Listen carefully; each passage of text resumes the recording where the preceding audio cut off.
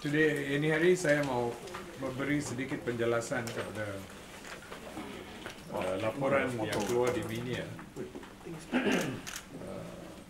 semalam dan ini hari berkaitan dengan dua jenis penyakit. Satu ialah laporan berkaitan dengan H1N1 yang dilaporkan di Melaka.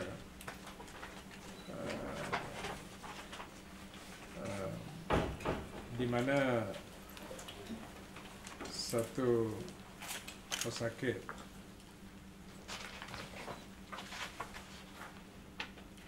yang berumur 10 tahun selepas diberi rawatan di satu hospital swasta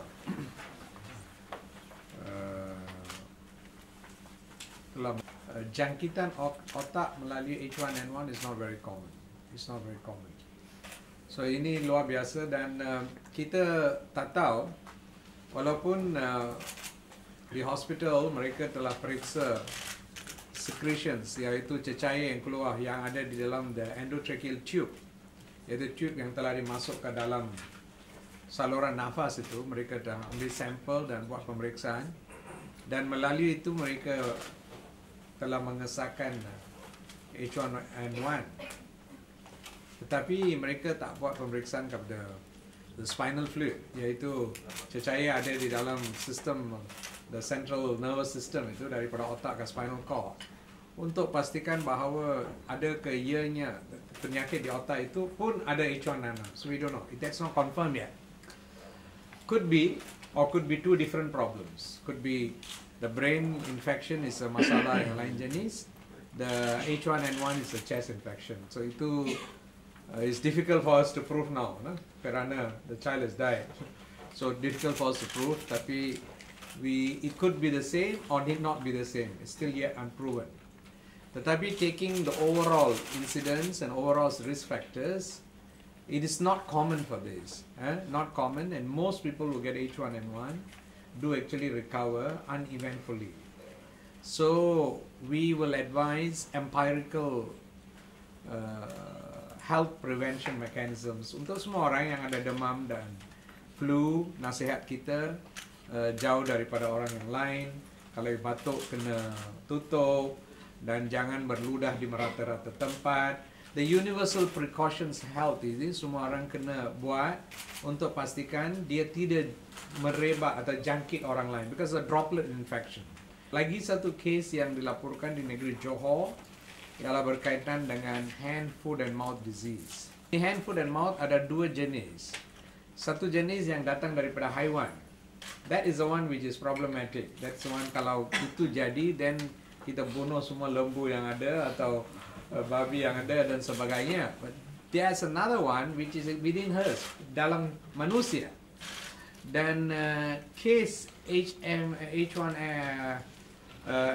hand, foot and mouth ini, di mana budak itu pun this child also died, passed away. We masa sampai sekarang di peringkat kita, we are still waiting for confirmation of the whether it's really H1 and is it hand, foot and mouth disease atau penyakit yang lain. We masa sampai sekarang di peringkat kita, we are still waiting for confirmation of the whether it's really H1 and is it hand, foot and mouth disease atau penyakit yang lain. Generally kalau kita lihat seorang budak, biasanya penyakit ini ada blisters on the hand, blisters on the feet dan blisters on the mouth. So kalau ada tanda-tanda macam itu, kita biasa minta, biasanya anak-anak mereka jangan pergi ke sekolah atau duduk di rumah sampai mereka jadi baik, kalau kerana kita tak mahu penyakit ini merebak kepada orang, dijangkiti orang-orang lain. Banyakkan daripada mereka ini will recover without any other problems. So we will wait for the details of this diagnosis, this case from Johor, before we will know whether there is this is also due to hand, foot, mouth disease virus, which has caused the death of this child. And until that, we won't speculate. That time we will make sure that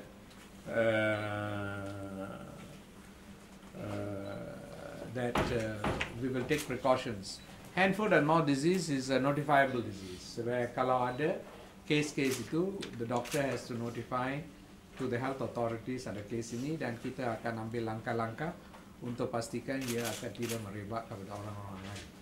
Saya tidak mau rakyat Malaysia panik kerana perkara ini.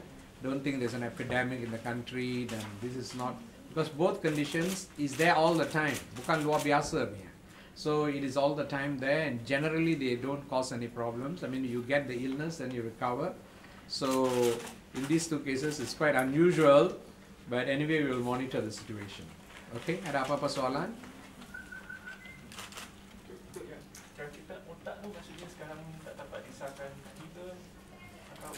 You see, I mean, child died, mungkin, I don't know whether they buried and all that, they didn't do post-mortem. So there's no way we will confirm whether the infection in the brain and the infection in the throat is the same N1 infection or two different infections. Because from what I know, and I also asked the other people, including pediatricians, they are saying that brain infection to H1N1 is not very common. I'm not saying it cannot happen. In medicine, there's nothing is impossible. So everything is sometimes possible. But it's not common. It's not common. So it's not even, there has been a lot of H1N1 cases in the country. I'm asking our doctors, have you all had experience with those who had encephalitis due to that, the brain infection? Most of them have not seen it. So it's something unusual. So, but we cannot confirm it now. But anyway, we can take precautions on this. Take precautions on this. But people need not panic about it because this virus is there, you know, and there are people who occasionally get it. They get quite a bad chest infection or throat infection and then they recover from that. Kematian dia memang disebabkan H1N1 ke atau komplikasi ke? See, dia ada dua system. Satu is the chest and the other is the brain. So very difficult to say, difficult to say, right? Difficult to say. Untuk pelajaran di sekolah tu macam mana? Kalau contohnya hand, foot and mouth, ada seorang anak di dalam satu tadika sudah kena. Satu, dia tak boleh teruskan sampai sembuh pergi ke sekolah. Number dua, don't come into contact with other people.